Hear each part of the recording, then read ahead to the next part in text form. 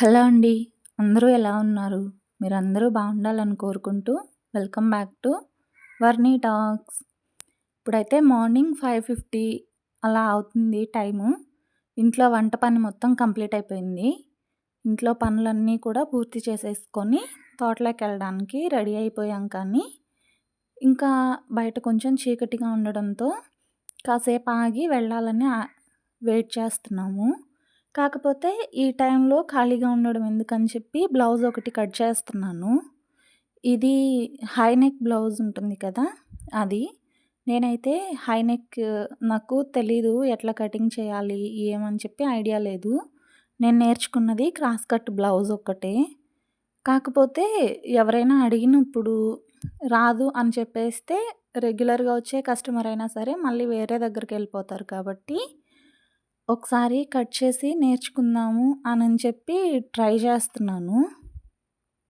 Blouse cut చేసి పెట్టేసి తోటలోకొచ్చేసాము. అయితే మేము ఇంటి దగ్గర బయలుదేరేటప్పుడు ఇట్లా పొగమంచేమి లేదు కానీ, ఇక్కడికొచ్చేటప్పటికి మొత్తం ఫుల్‌గా అంతా పొగమంచు కమ్మేసింది. చూడ్డానికైతే భలే ఉంది కదా! సిటీలో ఉన్నన్ని ఫెసిలిటీస్ ఊర్లో ఉండకపోవచ్చు కానీ, ఎంతైనా పల్లెటూరు చూడ్డానికి, బ్రతకడానికి చాలా బావుంటుంది. ఇలాంటివన్నీ టౌన్‌లో కానీ, సిటీలో కానీ చూడాలంటే చూడలేం కదా! ఇంతకీ మీ ఒపీనియన్ ఏంటి? ఊరు బావుంటుందా? సిటీ బావుంటుందా? నేను ఈ వీడియో తీసింది ఆదివారం రోజు. అయితే మాతో పాటు కొంతమంది పెద్ద మనుషులు కూడా వచ్చారు. మేము పని ఎట్లా చేస్తున్నామో చూసి చేయించడానికి. వాళ్ళని కూడా మీకిప్పుడు ఈ వీడియోలో చూపిస్తాను. ఇదిగోండి ఇక్కడొక ఆవిడ నిలబడి అందరిని గమనిస్తుంది. చూసారు కదా! పాపం మేమేమైనా ఇక్కడొచ్చి పని చేయకుండా ఇంకేదో నష్టం కలిగిస్తున్నామని అందరిని ఒకసారి చూసి చెక్ చేయడానికొచ్చినట్టు నిలబడుకొని చూస్తుంది. పొలం పనులు చేసే వాళ్ళకి ఆదాయం తక్కువ.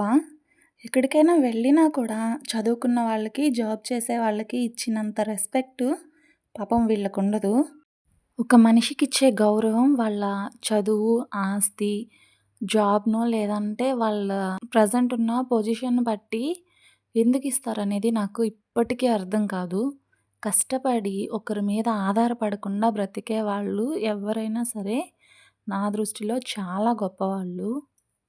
అయినా అవతల వాళ్ళు చేస్తుంటే చూసి ఒక మాట వదిలేసినంత ఈజీ కాదు కదా పొలం పని చేయడం అంటే. అది అందరి వల్ల అవ్వదు.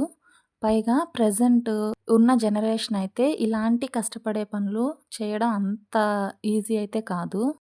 ఇదిగోండి నేను చెప్పిన ఇంకో పెద్ద మనిషి కూడా వచ్చేసింది. ఆ బకెట్ అంత వెయిట్ ఉందో లేదో కానీ బకెట్ పట్టుకొని రాలిపోయిన అలసందకాయలన్నీ ఏరి బకెట్‌లో వేసుకుంటుంది. నాకు ఈ పొలం పనులు అవి అస్సలు అలవాటు లేదు. కాదు, కూడదు అని చేసినా కూడా దాని ఎఫెక్ట్ తర్వాత చూపిచ్చేస్తది.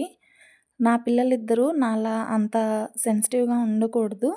చదువుతో పాటు ఇలా కష్టపడి పని చేయడం కూడా రావాలి అని అనుకుంటానే కానీ, అదైతే జరిగే పని కాదు. ఎందుకంటే పేరెంట్స్ ఎవరైనా సరే వాళ్ళు కష్టపడ్డా వాళ్ళ పిల్లలు మాత్రం ఎలాంటి కష్టం లేకుండా హ్యాపీగా బ్రతకాలనుకుంటారు కాబట్టి, వీళ్ళు ఇట్లాగా తిరిగి తిరిగి ఆ బకెట్‌కి సగం వరకు కాయలు ఏరుకున్నారు కానీ, తర్వాత వాళ్ళ నాన్న వాళ్ళని ఇంటికి తీసుకొనొచ్చేసారు. ఎందుకంటే టైం గడిచే కొద్దీ కొంచెం ఎండ ఎక్కువైనా సరే అక్కడ ఒక చెట్టు కూడా లేదు. కనీసం నీడ ఉంది కూర్చుందాము అని అనుకోవడానికి కూడా. ఇంకా పిల్లలు ఏడిపిస్తారేమో, మేమైతే 12 గంటల వరకు ఉండాలి కదా! ఇంకా పని జరగనివ్వరనని చెప్పి తీసుకొనొచ్చి ఇంటి దగ్గర వదిలిపెట్టేశారు. అయితే ఇవాల్టితో పైరు కోయడం పూర్తయిపోయింది. ఇది ఇంకా కొంచెం పచ్చిగా ఉంది కాబట్టి ఆరిన తర్వాత మిషన్‌కేయడం మాత్రం బ్యాలెన్సు. ఇక ఇంటికొచ్చిన తర్వాత ఉదయము కట్ చేసి పెట్టాను కదా బ్లౌజు, అది కుట్టడం అయితే స్టార్ట్ చేశాను.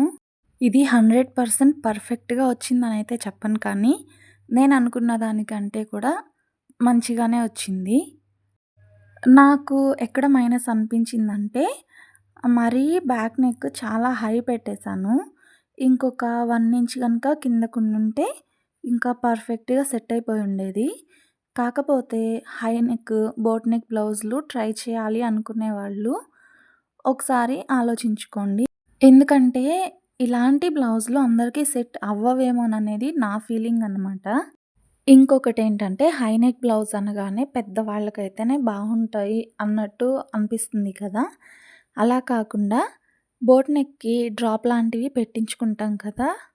అలాగా హై నెక్ బ్లౌజ్‌కి కూడా వెనక డ్రాపు లేదా స్క్వేర్ ఏదైనా మనకు నచ్చినట్లు చిన్నగా పెట్టించుకుంటే ఎవరికైనా సరే ఇంకా మంచిగా కనిపిస్తాయి. వీడియో నచ్చితే లైక్ చేసి ఛానల్‌ని సబ్స్క్రైబ్ చేసుకోండి. ఇంకో వీడియోలో మళ్ళీ కలుద్దాం.